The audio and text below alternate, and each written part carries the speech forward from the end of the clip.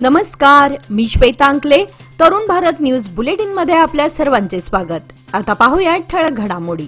काल मंगळवार दिनांक 6 जानेवारी रोजी दुपारी क्लब रोड परिसरात घडलेल्या कार चालकावर झालेल्या चाकू हल्ला प्रकरणात पोलिसांनी चौघांना अटक केली आहे.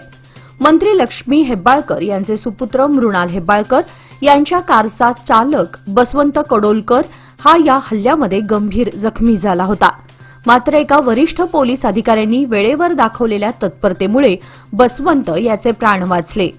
या घटनेनंतर जखमी बसवंत याचा मित्र मदन याने चौघांविरोधात फिर्याद दाखल केली असून त्यातून हल्लेखोरांची नावे समोर आली आहेत. प्राथमिक तपासात आरोपी मोनाप्पा आणि संपत यांच्या चिथावणीवरून शिवय्या आणि मितेश यांनी बसवंतवर चाकू हल्ला केल्याचं स्पष्ट झालंय. या प्रकरणामध्ये पोलिसांनी मोनाप्पा पाटील, मितेश बडिगेर, संपत कडोलकर आणि शिवय्या पुजारी या चौघांना अटक केली आहे. अटक करण्यात आलेल्या सर्व आरोपींना उद्या न्यायालयात हजर करण्यात येणार असल्याची माहिती पोलीस आयुक्त भूषण बोरसे यांनी पत्रकारांशी बोलताना दिली. काल मंगळवारी दुपारी बेळगाव शहरातील क्लब रोड परिसरात एका कार चालकावर चाकू हल्ला करण्यात आला. इफा हॉटेलजवळ 2 हल्लेखोरांनी रस्त्यावरच एका व्यक्तीवर चाकूने सपासप वार केले. हा प्रकार तिथून जात असलेल्या आयपीएस अधिकारी रवींद्र गडादी यांच्या निदर्शनास येताच त्यांनी तात्काळ आपले वाहन थांबवले. त्यानंतर गडादी यांनी घटनास्थळी धाव घेत हल्लेखोरांना रोखण्याचा प्रयत्न केला. पोलीस अधिकारी समोर उभे असतानाही गुन्हेगारांनी कोणतीही भीती न बाळगता हल्ला सुरूच ठेवल्याचं प्रत्यक्षदर्शींनी सांगितलं. परिस्थिती गंभीर होत असल्याचं लक्षात येताच गडादी यांनी आपल्या वाहन चालकाला पिस्तूल आणण्यास सांगितलं. हे ऐकताच हल्लेखोर घटनास्थळावरून पसार झाले. जखमी व्यक्तीस तात्काळ शहरातील विजया हॉस्पिटलमध्ये उपचारासाठी दाखल करण्यात आले. पुढील चौकशीत जखमी व्यक्ती ही मंत्री लक्ष्मी हेब्बाळकर यांचे सुपुत्र मृणाल हेब्बाळकर यांचा वाहन चालक बसवंत कडोलकर असल्याचं स्पष्ट झालं.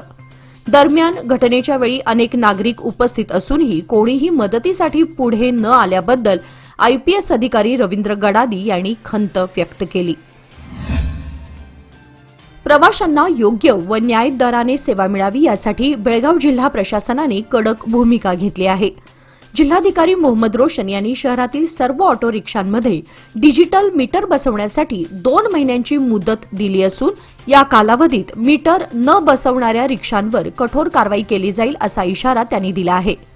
प्रादेशिक परिवहन अधिकारी तसेच विविध ऑटो रिक्षा संघटनांच्या प्रतिनिधींशी झालेल्या बैठकीत जिल्हाधिकाऱ्यांनी ही माहिती दिली. डिजिटल मीटरमुळे प्रवाशांची फसवणूक थांबेल, भाडे प्रणालीमध्ये पारदर्शकता येईल आणि सार्वजनिक वाहतूक व्यवस्थेमध्ये सुधारणा होईल असा प्रशासनाचा उद्देश असल्याचे त्यांनी स्पष्ट केले. या महत्त्वाच्या बैठकीत जिल्हाधिकारी मोहम्मद रोशन यांच्यासह शहर पोलीस आयुक्त भूषण बोरसे आणि नूतन जिल्हा पोलीस अधीक्षक एन रामराजन उपस्थित होते. बेळगाव जिल्ह्यातील सौंदत्ती तालुक्यातील मरकुंबी येथील इनामदार साखर कारखान्यात आज बुधवार दिनांक 7 जानेवारी रोजी दुपारी 2 वाजता भीषण अपघात झाला.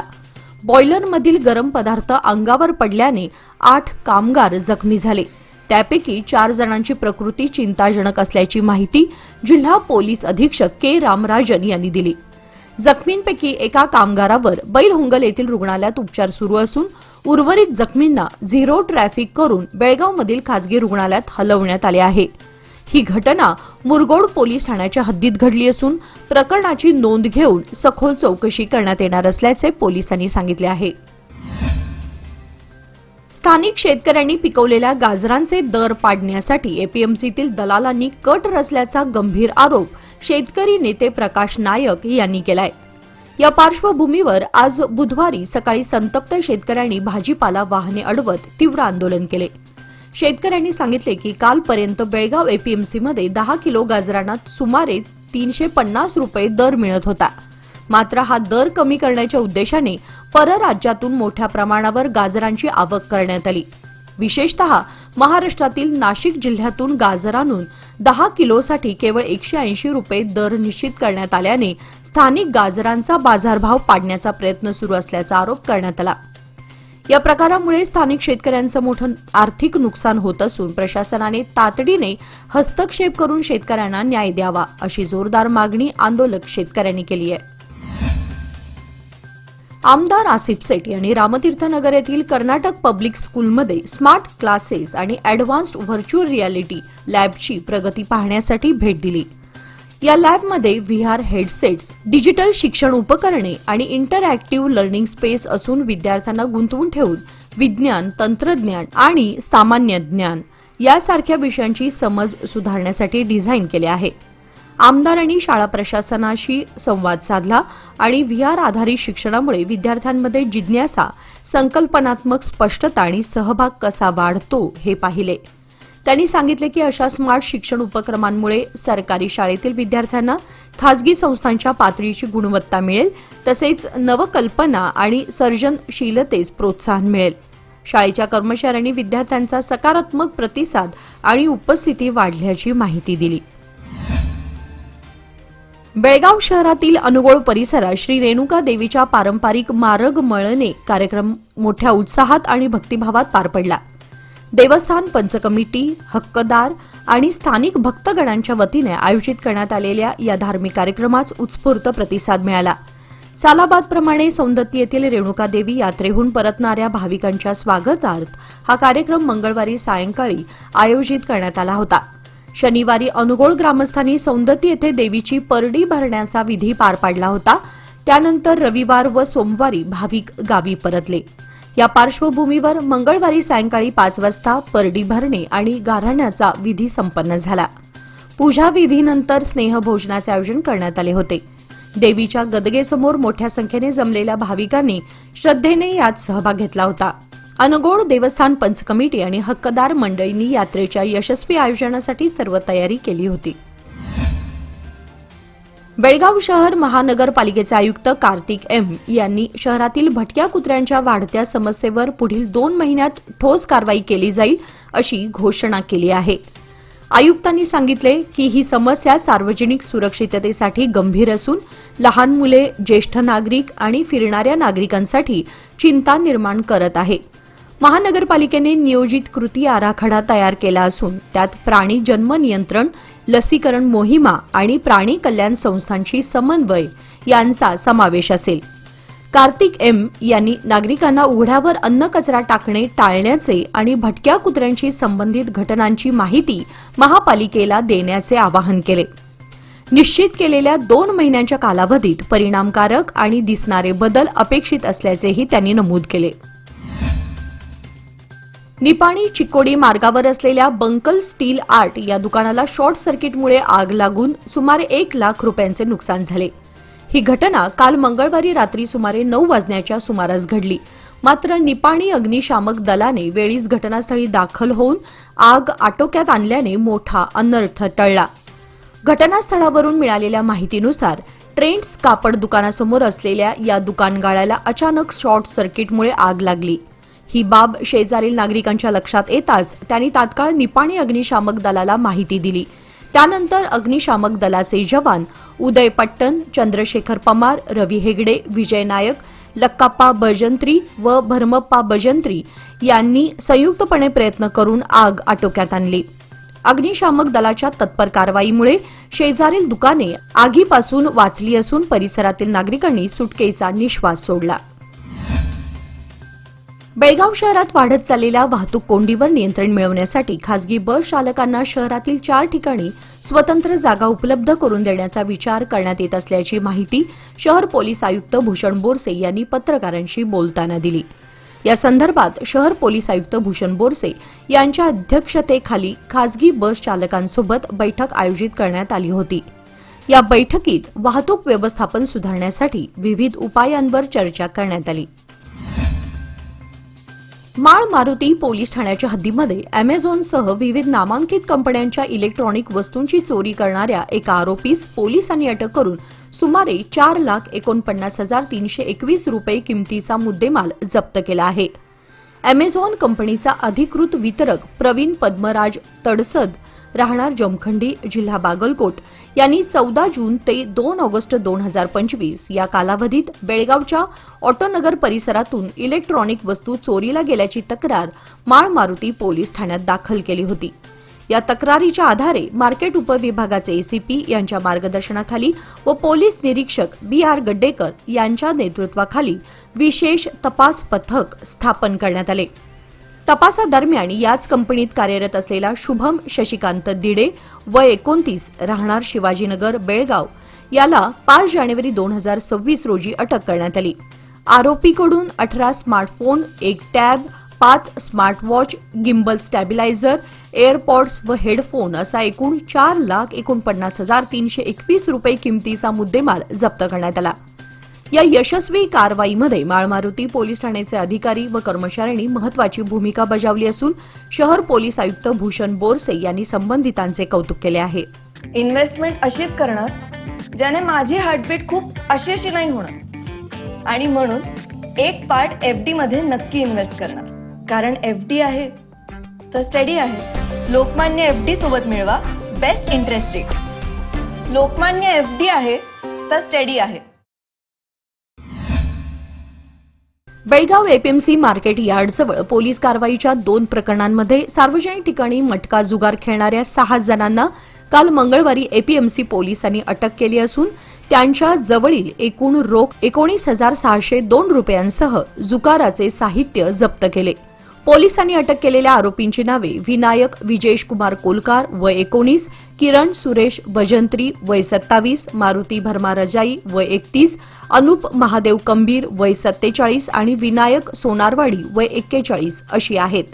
यापैकी विनायक कोलकार हा काल मंगळवारी बेळगाव APMC मार्केट यार्डजवळ सार्वजनिक ठिकाणी OC मटका जुगार खेळत असताना APMC पोलीस ठाण्याचे सहाय्यक पोलीस उपनिरीक्षक GL कोटबागी आणि त्यांच्या सहकाऱ्यांनी धाड टाकून विनायक याला ताब्यात घेतले। तसेच त्याच्या जवळील रोख 1,000 रुपये आणि मटक्याचे अंक लिहिलेल्या चिठ्ठ्या जप्त केल्या। दोन्ही प्रकरणांमध्ये APMC पोलीस ठाण्यामध्ये गुन्हा दाखल झाला असून अधिक तपास सुरू आहे। स्मार्ट सिटी योजनेअंतर्गत बेळगाव शहरातील विविध रस्त्यांवर सायकल ट्रॅक आणि फुटपाथ तयार करण्यात आले असले तरी सद्यस्थितीत या दोन्ही सुविधांचा फायदा नागरिकांपेक्षा वाहन चालक आणि फेरीवाल्यांनाच होत असल्याचं चित्र दिसून येत आहे। अनेक ठिकाणी दुचाकी, 4 चाकी वाहनांचे बेकायदेशीर पार्किंग तसेच फेरीवाल्यांचे अतिक्रमण फुटपाथ आणि सायकल ट्रॅकवर झालेत। त्यामुळे नागरिक आणि सायकल स्वार यांना या मार्गांचा वापर करताच येत नाही। परिणामी सायकल स्वारांनाही मुख्य रस्त्यावरूनच प्रवास करावा लागतो, ज्यामुळे त्यांच्या सुरक्षिततेचा प्रश्न निर्माण झालाय। या ट्रॅकची रुंदी अपुरी, जागोजागी अडथळे आणि चुकीचे नियोजन यामुळे ट्रॅक संपूर्णतः निष्क्रिय झालाय। प्रत्यक्ष वापराऐवजी हा ट्रॅक जागा अडवून ठेवत आहे। त्यामुळे अनेकांनी सदर सायकल ट्रॅक हटवून रस्त्यामध्ये विलीन करावा अशी मागणी केली आहे। यामुळे रस्ता रुंद होईल, वाहतूक सुरळीत होईल तसेच अडथळा निर्माण करणारे अतिक्रमणही कमी होईल असं नागरिकांचं मत आहे। शहरातील वाढती वाहतूक आणि असुविधा पाहता हा पर्याय उपयुक्त ठरू शकतो असं सांगून महापालिकेने याकडे गांभीर्याने लक्ष द्यावं अशी जोरदार मागणी होत आहे। बेळगाव महापालिकेच्या प्रभाग क्रमांक 29 अंतर्गत येणाऱ्या हिंदवाडी येथील 4था व 5वा क्रॉसच्या सर्व्हिस रोडवर अनेक वर्षांपासून अस्वच्छता, चिखल व कचऱ्यामुळे नागरिक त्रस्त बनलेत। या समस्येवर तोडगा काढण्यासाठी स्थानिक नगरसेवक नितीन जाधव यांनी पुढाकार घेत महापालिकेकडून पेवर्स बसवण्याचं काम पूर्ण केलंय। गेल्या 70 वर्षांपासून या रस्त्यावर सुधारणा करण्याची मागणी नागरिक करत होते। अखेर ही दीर्घकाळाची मागणी पूर्ण झाल्याने परिसरातील नागरिकांमध्ये समाधानाचं वातावरण आहे। पेवर्स बसवल्यामुळे केवळ रस्ता सुधारला नाही तर कचऱ्याची समस्या आणि चिखलाचं साम्राज्यही दूर झालंय। या कामाच्या उद्घाटन प्रसंगी नागराज HV, रविकुमार पुजारी, निखिल बाचोळकर, ममता पुजारी आदी नागरिक उपस्थित होते। नागरिकांनी नगरसेवक नितीन जाधव यांचे विशेष आभार मानले असून भविष्यातही विकास कामे वेगाने होण्याची अपेक्षा व्यक्त केली जात आहे।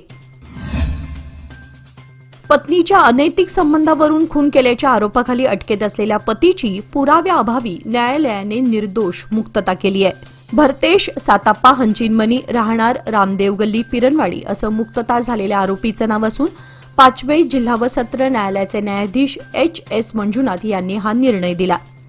भरतेशवर त्याची पत्नी शिल्पा हिचा खून केल्याचा आरोप होता।